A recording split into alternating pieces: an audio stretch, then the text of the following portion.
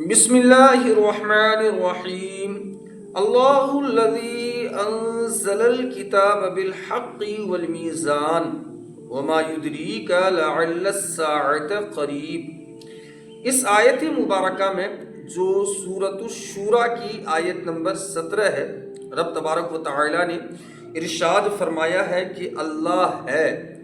جس نے حق کے ساتھ کتاب یعنی قرآن مقدس کو اتارا، یعنی نازل فرمایا، اور انصاف کی ترازو، اور تم کیا جانو شاید قیامت قریب ہی ہو۔ اس آیت مبارکہ کی شان نزول یعنی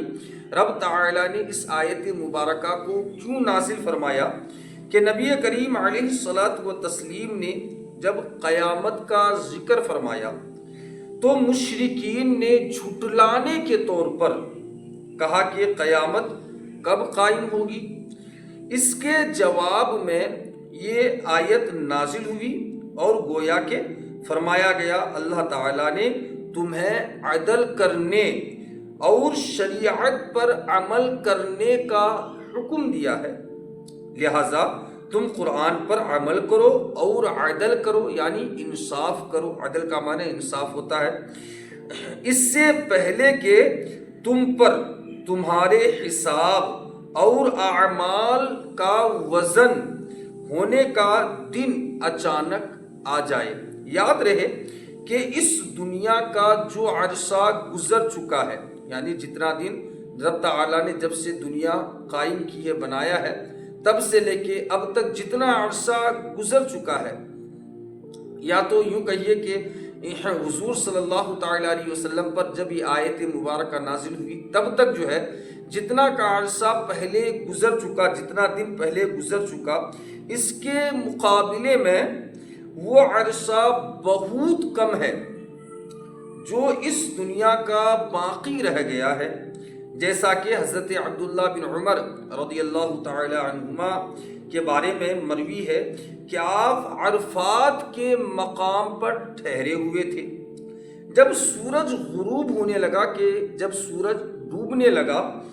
تو آپ نے اس کی طرف دیکھا کہ وہ ڈھال کی طرح تھا۔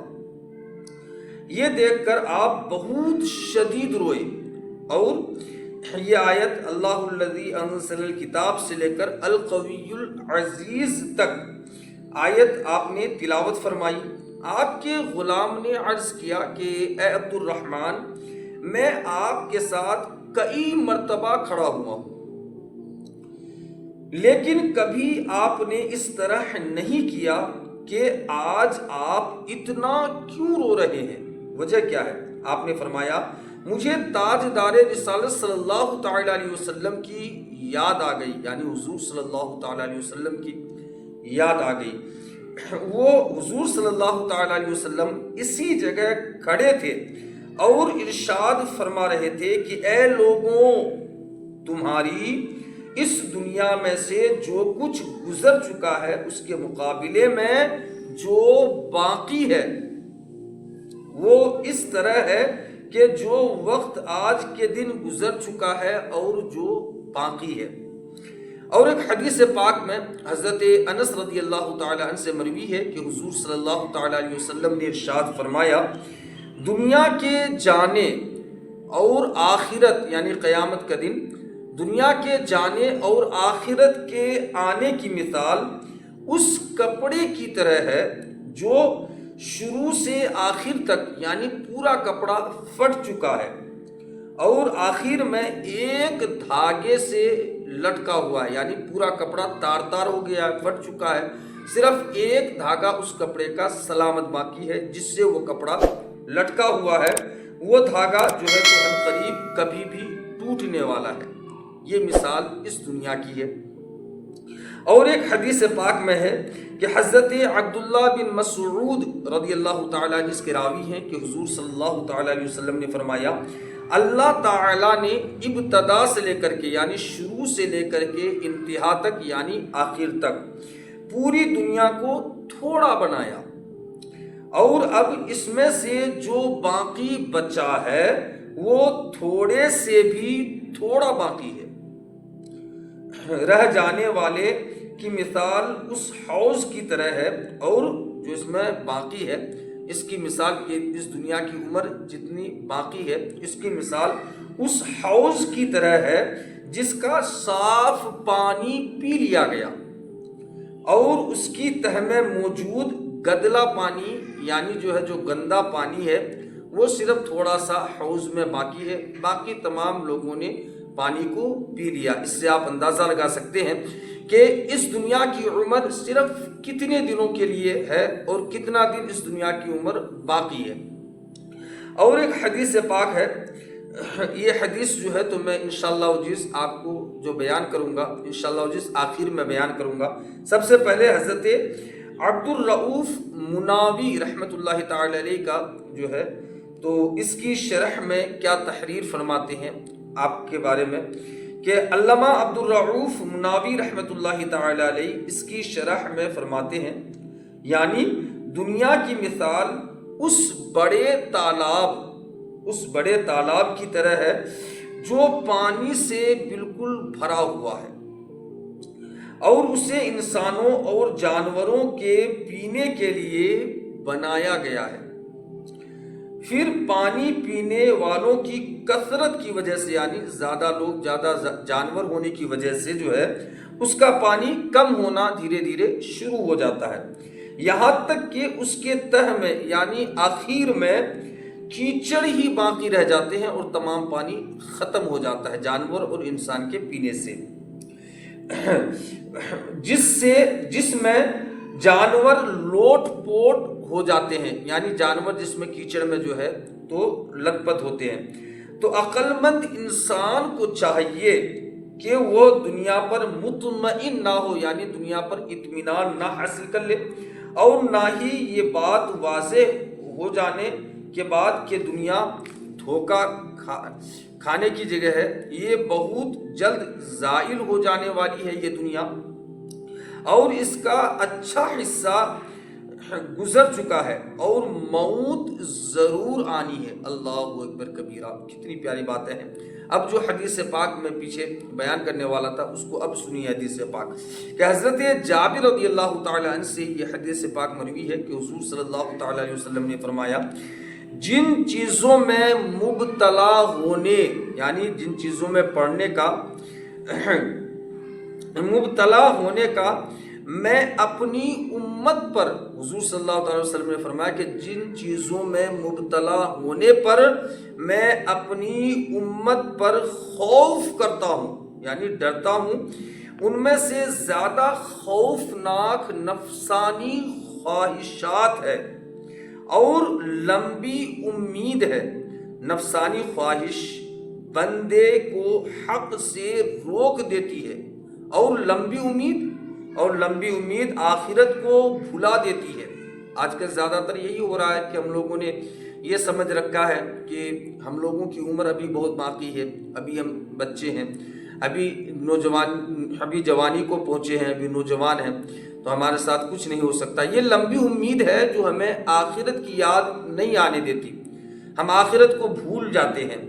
تو آخرت کو بھلا دیتی ہے۔ حضور صلی اللہ علیہ وسلم نے فرمایا کہ لمبی امید کرنا یہ آخرت کو بھلا دیتی ہے، اور یہ دنیا کوچ کر کے جا رہی ہے، یہ دنیا اچانک تو اختتام کی طرف بڑھ رہی ہے، اور یہ آخرت کوچ کر کے آ رہی ہے۔ یہ دنیا جا رہی ہے ختم ہونے کی طرف، اور آخرت کی زندگی ہمارے طرف دن بدن تو نزدیک آ رہی ہے۔ ان دونوں میں سے ہر ایک کے طلبگار ہیں۔ اگر تم یہ کر سکو کہ دنیا کے طلبگار نہ بنو تو ایسا ہی کرو۔ اس دنیا کے طلبگار، حضور صلی اللہ علیہ وسلم نے فرمایا کہ بالکل اس دنیا کے طلبگار مت بنو،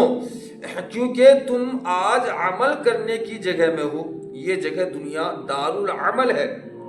عمل کرنے کی جگہ میں ہو، اور تم جہاں جانے والے ہو آخرت میں وہ دار الجزا یعنی حساب کی جگہ ہوگی، یعنی جو دنیا میں ہم عمل کریں گے اسی کا بدلہ آخرت میں ہمیں دیا جائے گا، جبکہ تم کل آخرت کے گھر میں ہوگے جہاں عمل نہیں ہوگا، وہاں صرف عمل کا حساب ہوگا جو ہم دنیا میں کرے ہوں گے۔ حضرت شداد بن اوس رضی اللہ تعالی عنہ سے ایک حدیث پاک مروی ہے، ایک تو آخر کی حدیثیں ہیں وہ بھی سماعت فرما لیجئے، بڑی پیاری حدیثیں ہیں کہ نبی کریم علیہ الصلوۃ والتسلیم نے ارشاد فرمایا، آپ خطبہ دے رہے تھے حضور صلی اللہ تعالی علیہ وسلم، کہ آگاہ رہو کہ دنیا موجودہ سامان ہے، یعنی جو ہمارے پاس موجود ہے، موجودہ سامان ہے دنیا، جس سے نیک اور بد سبھی کھاتے ہیں۔ ایسا نہیں ہے کہ نیکوں کو ملتا ہے بدکار کو نہیں ملتا، بلکہ نیکوں کو جس طرح سے ملتا ہے، پرہیزگاروں کو جس طرح سے، اسی سے بدکار کو بھی جو ہے تو یہاں پہ کھانے کو مل جاتا ہے۔ آگاہ رہو کہ آخرت سچا وعدہ ہے، رب تعالیٰ کا آخرت سچا وعدہ ہے، جس میں قدرت والا بادشاہ فیصلہ فرمائے گا، یعنی رب تبارک و تعالیٰ قیامت کے دن فیصلہ فرمائے گا۔ اللہ اکبر۔ اس دن کے بارے میں فکر کریں کہ کیا ہوگا جس دن رب تعالیٰ ہمارا فیصلہ فرمائے گا کہ ہم جنت جانے والے ہیں یا ہمارا حال کیا ہوگا، ٹھکانہ کہاں ہوگا، جنت یا جہنم۔ رب تعالیٰ فیصلہ فرمائے گا۔ اور اللہ کے نبی نے فرمایا ساری راحت اپنے کناروں سمیت جنت میں ہے، یعنی تمام آرام سکون جو ہے تو جنت میں ملنے والی ہے، اور پوری مصیبت اپنے کناروں سمیت جہنم کی آگ میں ہے۔ اللہ اکبر۔ ساری دنیا کی مصیبت ملا کر کے اگر جہنم کے مقابلے رکھ دیا جائے تو ساری دنیا کی مصیبتیں بھی کم ہو جائیں گی، اتنی مصیبتیں جو ہے تو جہنم میں ہے۔ دنیا کی مصیبت جھیل لینا بڑا آسان ہے، آخرت کی مصیبت کوئی نہیں جھیل سکتا۔ تم اللہ سے ڈرتے ہوئے نیک عمل کیا کرو کہ نامعلوم یہ عمل قبول ہو یا نہ ہو، اور یاد رکھو تم پر تمہارے اعمال قیامت کے دن پیش کیے جائیں گے۔ جو ایک ذرہ بھر بھلائی کرے وہ اسے دیکھ لے گا، اور جو ایک ذرہ بھر برائی کرے وہ بھی قیامت کے دن دیکھے گا۔ کوئی یہ نہ سمجھے کہ ہم جو ہے تو کچھ بھی کر لیں، کوئی دیکھنے والا نہیں، کوئی سننے والا نہیں، کوئی کہنے والا نہیں، کوئی پوچھنے والا نہیں، ایسا نہیں ہے، بلکہ رب تعالیٰ جو ہے تو ایک ذرہ برابر بھی آپ نیکی کریں گے، قرآن مقدس اس کا گواہ ہے۔ فَمَن يَعْمَلْ مِثْقَالَ ذَرَّةٍ خَيْرًا يَرَهُ وَمَن يَعْمَلْ مِثْقَالَ ذَرَّةٍ شَرًّا يَرَهُ۔ قرآن مقدس کا گواہ ہے۔ تو آج رب تعالیٰ نے ہمیں جو ہے تو موقع دیا ہے، اس موقع کو غنیمت سمجھیں اور رب تعالیٰ کو یاد کریں۔ یہ دنیا جو ہے تو اختتام کی طرف بڑھ رہا ہے، یہ دنیا ختم ہونے والی ہے، تو اس جو ہے تو فانی دنیا کے چکر میں جو ہے تو اپنی آخرت کی زندگی کو برباد نہ کریں۔ انشاءاللہ العزیز اگر زندگی نے وفا کی اور حیات باقی رہی تو اسی کے طرح سے اور کسی آیت کی تفسیر لے کر کے آپ حضرات کے سامنے آؤں گا۔ جب تک آپ حضرات سے مؤدبانہ و مخلصانہ میری گزارش ہے کہ آپ حضرات نے اب تک اگر ہمارے چینل HQ ارشد رضا رضوی کو سبسکرائب نہیں کیا ہے، چینل کو سبسکرائب کر لیں اور بالخصوص دعاؤں میں یاد رکھیں۔ السلام علیکم ورحمۃ اللہ تعالی وبرکاتہ، وآخر دعوانا الحمد للہ رب العالمین، استغفر اللہ ربی من کل ذنب واتوب الیہ، لا الہ الا اللہ محمد رسول اللہ صلی اللہ تعالی علیہ وسلم۔